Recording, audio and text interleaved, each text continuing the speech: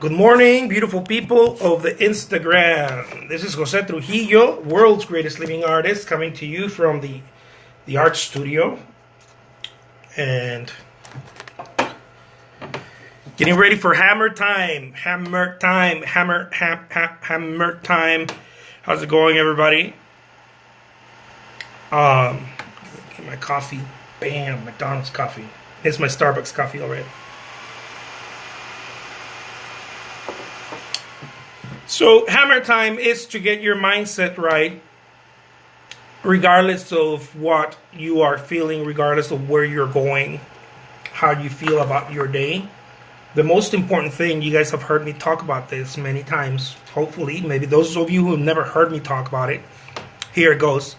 I believe that if you're an artist, the most important thing is your mind, your state of mind, right? Your mental state. That will determine your day. And allowing negativity early on is the single. It's like letting in poison into a drink of water. You know.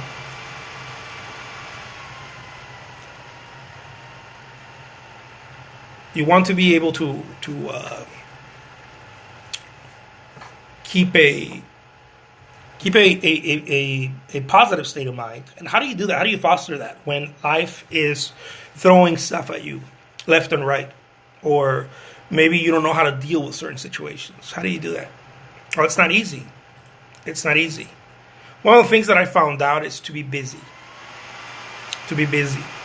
You become so busy that all other things just can't really reach you because you're far ahead. So all the pettiness, all the either created by you or by someone else, all the bullshit, right, gets put aside, gets suspended. The whole thing about life, I think that it's to suspend the bullshit. You know. I think that's the whole thing about life. It's how do I suspend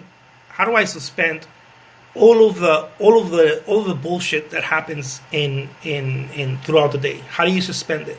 And I think that if you're an artist, it's because everything's so emotional. It's attached to you're creating, right? So it's attached to you. It's attached to you. It's not like you're in many different jobs. You're in a. Sorry, guys, I'm working on something right here. You're in a line. You're in a line, and what do they call them? I forgot what they're called. Like in a factory, right? You're in a line, and things are happening. You have to be folding something. You have to be, I don't know, folding clothes or stuffing. I don't know. Stuffed animals or something. I don't know. It's still right. Your mental attitude will determine your productivity, but it's different when your work has to do with design, right? When your work has to do with design, then your mental attitude really has everything to do with it, right? How you feel mentally, how you feel. If you feel down, then your productivity goes down. If you feel pumped up, then your productivity goes pumped up. One of the things that I've been learning is from a sales mentor is that in the very beginning, when his team goes to work, they have two 15-minute sort of raw moments.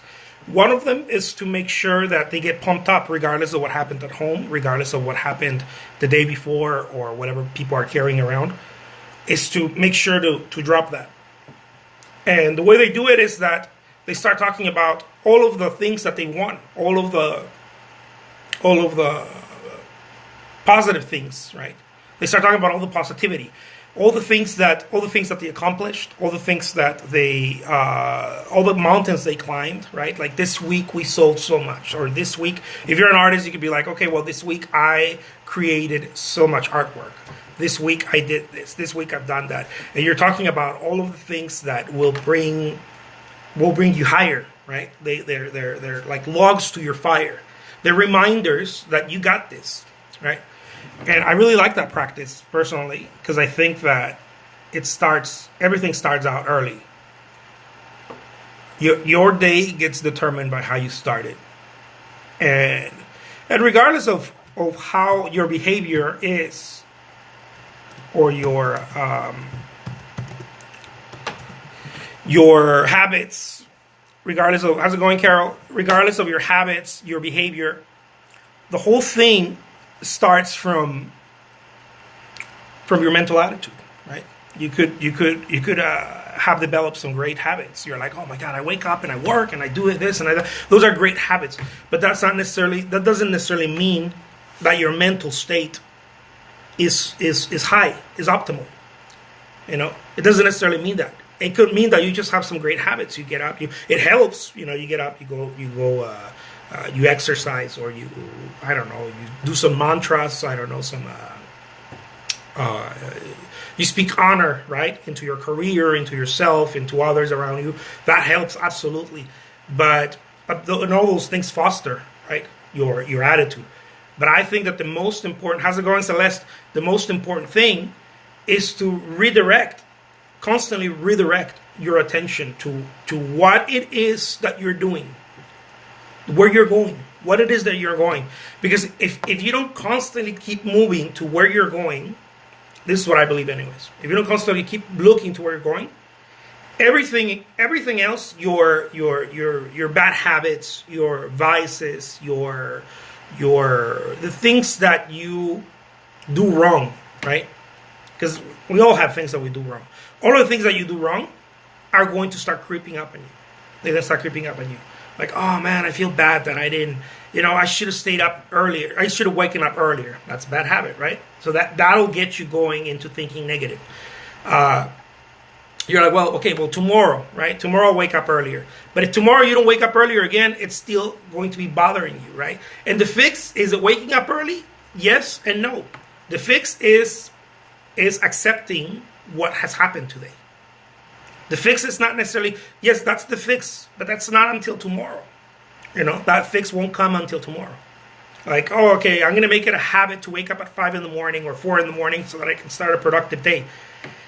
But you woke up at 6 or 7 or 8, or you just didn't wake up. You were hungover or something. I don't know. The fix is, yes, to wake up early so you don't feel bad about yourself. But that fix is not coming until tomorrow. What do you do with today? Thank you so much, Carol. I appreciate that. What do you do with today? Today there's a whole other 16 hours till you go to sleep again. What are you going to do with that? You're going to wait till tomorrow?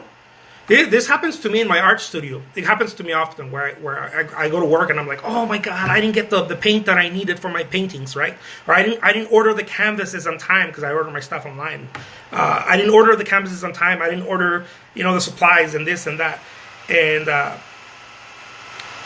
oh man, I don't have anything. And so my natural reaction is to get upset at myself. And to, what a dumbass. Oh no, if we only talk to other people the way we talk to ourselves, right? That's my natural reaction. But I've been learning that it takes cojones, because it's difficult. It's very difficult to be like, I'm not going to be upset. Yes, okay, it's fine. I can be disappointed. I can be a bit irritated. It's okay. Okay. Choose how much you want to be irritated. Choose. You want to be irritated for 5 minutes, 1 minute, 15 minutes, 1 hour? Or the whole fucking day. You just want to throw it out the window. Choose how much you want to be irritated. And because it's a choice. Ultimately, it's a choice. But it's something that we can binge on. It's something that we can decide to get upset about. So I've noticed that if you just keep your mind, your eye on where you're going, It's like driving. This is something that I learned from sales expert Grant Cardone. He says it's like you're driving. If you're far ahead of everyone else, there is no accidents out there. There is no, oh my God, they could push me, they could shove the car this way, or they, like no one is bothering you because you're so far ahead. So I thought about that and I was like, oh man, in my life, how many times do I go back? Do I go back with the crowd, and I'm driving with the crowd? In my life, in different aspects of my life, how often do I drive with a crowd, as opposed to, as Grant Cardone says, driving ahead? Driving ahead, making sure that my ambition, and I'm operating at such a high vibration, and I'm not talking about airy fairy stuff or whatever, which there's nothing wrong with it. You believe in it, but I'm operating at such a high frequency, at such a high vibration, that all the other stuff in life just kind of seems, it seems so not important, right? Because I'm going somewhere. It's like if you're late for the your flight, right? You're late for your flight and you're like, oh man, I gotta get to my flight, and people are stopping you and say, hold on, sir, can I polish your shoes? Nope, not today. I don't got time for that. I gotta get to the flight, right? I gotta get to my flight. So this is the way that I believe we should operate in life. Anyways, that's what I've been learning. Celeste says, I'm just thinking about selling art. I think it's not good enough. In life, I've learned you can start your day. In life, I've learned you can start your day over any time. Yeah, so you don't lose the whole day. Yeah, isn't that beautiful that you have, but it takes, again, it takes discipline, right? To learn that, okay, well, that happened. It's like if something happened to you, or you did something, I don't know, a month ago, or a year ago, or 10 years ago, and it still haunts you today. It happens to many people. I would say most people have this challenge. Someone did something to you, something not fair happened. You did something unfair to someone else, and it keeps popping up, and it comes back to you, and it comes back to you, and you have to relive it, not from a necessarily just a mental space, right? From I remember that, but maybe from a victim space, right? Like I know that happens to me just about daily, right? Like from a victim space where I'm like, oh my God. Yeah, that happened. Oh man, that should have never happened. Or this, or I did this wrong, or I should have done that.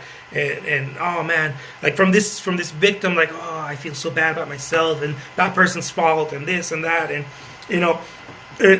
segments of my day, right? Because I couldn't run a studio if that would have been my whole day. But there are little segments, little moments in my life where I'm like, oh, and then I have to snap out of it, right? I have to snap out of it, like, oh, what the hell am I doing? This is not logs to my fire. In life, I've noticed that there's two things. You're either putting out the fire, you're putting water on it, or you're putting logs. You're putting logs in the fire. I see life very much this way. And the people around you is the same way. Now, this doesn't mean that this happens all the time, but it is good to recognize it, right? It's good to recognize. You're either putting water or you're putting logs in the fire. You're either getting enthusiastic, excited, revitalized, or you are getting,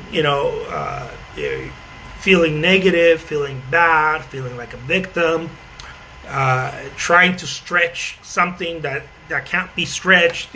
We have so many of those things in our life, right? Like we're like, oh man, I only have 1 hour to do this. I wish I had 2. Well, no, you only have 1. And if you don't hurry, you're gonna have half of that.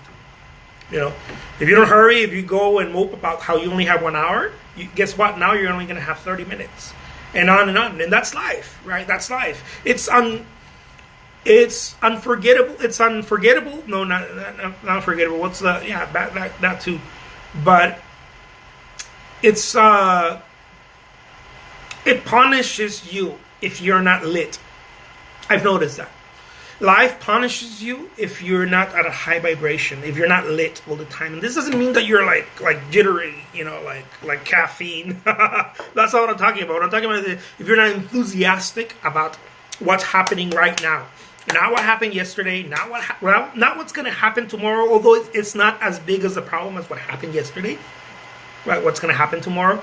But it's also not the place to live either. Because it could also be negative, right? Like, oh, tomorrow I need to do this, but I don't have time, right? That could be a negative. That could be a negative, as opposed to also a negative. Yesterday I should have done this, and I didn't do it. Now I have to do it today, and oh my God, I don't have time, right? Because the whole game is time. We human beings have invented this whole idea of time, and we live by it. And the whole game is there is not enough time. That's the whole. That's the main thing, right? It's time. If we were vampires and we lived for 1,000 years, none of this shit would matter. We'd be like, oh yeah, I'll get to it. Don't worry, But the whole thing about the human being is that there's a limitation of what we perceive as time, because things change, right? It's not time. It's just that things are changing, right? From an esoteric point of view, time doesn't exist. It's a man-made idea, but change does exist. Right, we watch change and we call it time, but it's really just change, right? We start measuring change and we call it time. So as these things happen, as things are changing and they start, we start seeing how things are changing. We can get irritated, we can get impatient, right? Your kids are growing. Oh my God, my kids are growing. I should have spent more time with them when they were little, right? If you're a parent, that's one of the things that probably pains the most out of parents. Why? Because now change occurred, right? Change occurred. So why am I saying all of this when it comes to your artwork, being an artist and living as an artist? Because all of those rules apply to us. They're just, many times they get heightened because we are we tend to be very emotional creatures. And this is not a cliche or anything like that. I think anything that you do personally, if you're a musician, if you're an actor, an artist, a visual artist, you tend to be emotional, even if you don't want to. Some people are like, well, I'm not emotional at all. Well, if you're emotional, it means that you're thinking about it, that you care about it. That's what it means. Emotions come from thought, right? They first come from thought, and then they go to your body, and then that's what creates the emotion, right? It's like all of these things happening in our bodies because it came from a thought. When you think of a positive thought, you get an emotion. Think of a negative thought, you get a different emotion. Regardless of the thought, you get an emotion. Regardless of the emotion, thought equals emotion. Long enough thought, very strong emotion. The longer the thought, the more you think and think and think and think about it, the stronger the emotion is going to be. So how does this relate to artists? Well, when we create artwork, one of the things that we do a lot is we think about the process of it, which is, I believe it's a challenge, and I think it should be something that we need to change now. It no longer works, I think. It doesn't serve us to be thinking about something so much. I think that the artists, and we see this in successful artists go from thinkers to doers, almost always become much more successful or become successful. When artist moves from a thinker to a doer, it becomes, this happens to anyone. A singer becomes, more of a doer than a thinker. Why? Because it allows you to actually start working on the garden or the farm, as they call it, working on your farm. If you're thinking about it, you're playing from the bleachers. You're looking at the game, you're making notes, but you're only creating emotion, very strong emotion. And the moment that you make the switch, boom, you start playing the game, right? So how do we start regardless of our day? How do we start? Well, again, I think that there is no easy path to it. But the path is simple. It's become very, very busy. Yeah, and I'm not talking about busy for the sake of busyness. No, I'm talking about because that's not oh, I'm very busy. I'm going to be doing this thing. No, no, no, no. Put a multitude of things in your day. Like, suck the marrow out of life. Put a multitude of things. When I'm feeling down, I know that I'm not doing enough. Okay? I may be working 16 hours a day, but I know I'm not doing enough. Wait a minute. What does that mean, right? You may be working all day, but you're not doing enough? I don't understand. Yes. I may be working too much on one single thing. That creates a lot of emotion and it can generate a lot of stress. If you're working too much on a single endeavor, you're not doing enough. What you're doing is you're doing a lot of one thing, and that creates weight on your back. This is why people are like, man, I work and I work and I work and nothing happens. Yes, because you're only working on one thing. You're not tending to the farm. In a farm, it's like a restaurant. It's the same thing. You can't just go cook food. No, you got to take care of the tables. You got to take care of accounting. You got to take care of the marketing. Where are people going to come from? That's the most crucial, the most important part. After the romantic aspect of creating food and the service aspect of taking care of the client, the customer, is where are they going to come from? Where are my customers? Right? Let's say I got that down. I love making food. I love creating a fantastic, phenomenal service. Okay, well, good.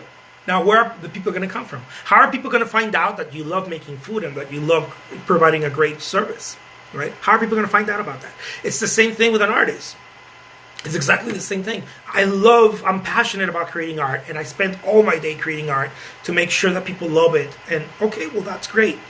But if that's all you're doing all day, then you need to find another career, or you need to take that as a side passion or something, right? Because it's going to create weight on you. It's going to create weight. If you want to make a living off of that, it's going to create a lot of weight on you. So when I talk about the farm and tending to the farm farmers is the same way, right? They have to take care of the horses, they have to take care of the pastures, they have to take care of the everything, right? Everything, the fences, you name it. I don't know. I've never worked on a farm. I've only seen movies. I've seen people work on a farm. My parents were ranchers, and my mother always talked to me about her dad was a successful rancher in Mexico, and she told me about all the things that they did. Right? They had cattle, and then they also had crops. They had what is it? Peanuts, and I don't know what else. So all kinds of stuff, right? Watermelon and all kinds of stuff that they planted. They had this long, big crop fields, right? And she would tell me about all of my grandfather's workers, how there was so many things to do, right? And if your day is not filled with all these things, I mean, I know I'm talking about a couple of different things, but what I'm trying to say here, guys, is that if your day is not filled with all these things, if you're not doing your life, if you're trying to do one aspect of your life, I think that's where it becomes very heavy, and that's where the weight is unbearable many times, right? Man, I've been working all day on this website. Well, maybe you shouldn't work all day on that website. Maybe you should only work for 30 minutes on that website. And go take care of something else, and then go take care of something else. See, because when you work all day on something, or all week, or all month, you neglect other things about life, and that's a problem. Now, you may be saying, "Well, no, but I'm a hardworking person. I go and I'm gonna do it till I finish it." The problem is that there's other things. There's health. There's family. There's the spiritual aspect of your life. There is the community aspect of your life. There's the business aspect of your life. There's all these things. How do you do all of that? You can't. I don't think you really can schedule that. I think you just do. As it comes, you do. You do, right? As it comes, as you see it, as you think, oh, I got to do this. Okay, how long does it take you to make a phone call? Boom, let me make a phone call. I got to take care of this. And some things will take longer, but for those things, you can space them out in pockets of time, right? Today, I'm just going to do,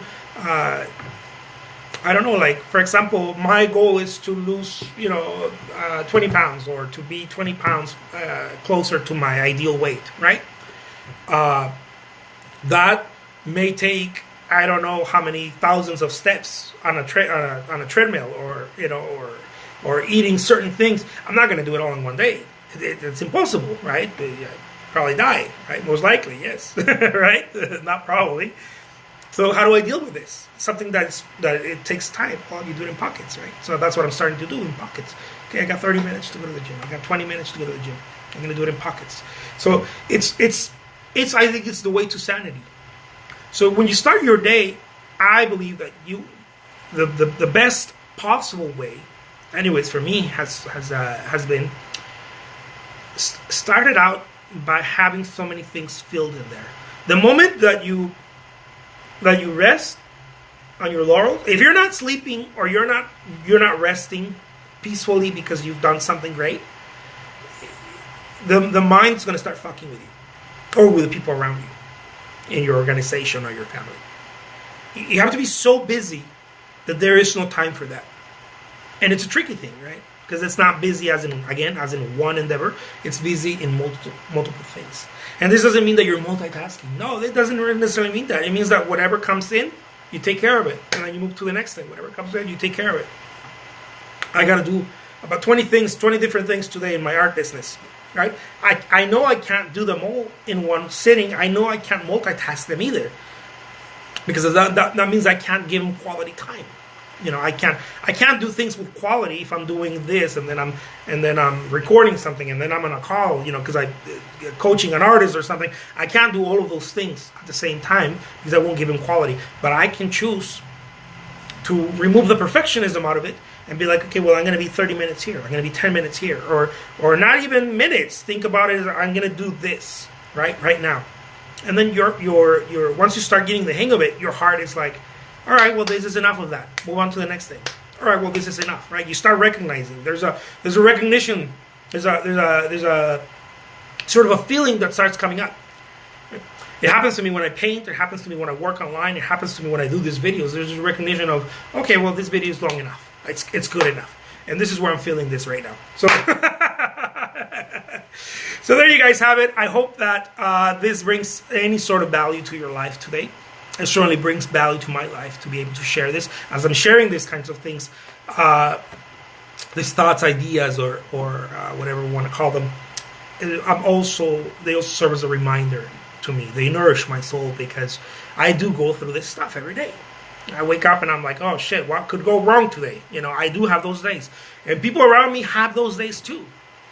And if I don't know how to deal with that, then my bad, my bad day it turns now into 2 bad days, right? Into two people is the same day, right? But 2 people having a bad day. So it's very easy to fall there. It's very easy. It's not for the faint of heart to want a better life. It's a shitty life that anyone can have that. It's very difficult to have a good life. I've noticed that. It requires a lot of discipline and a lot of attention. So we got to do it. We got to do it because it's worth it. It's so worth it. All right. Thanks so much, guys. Take care. I will talk to you soon. Bye-bye.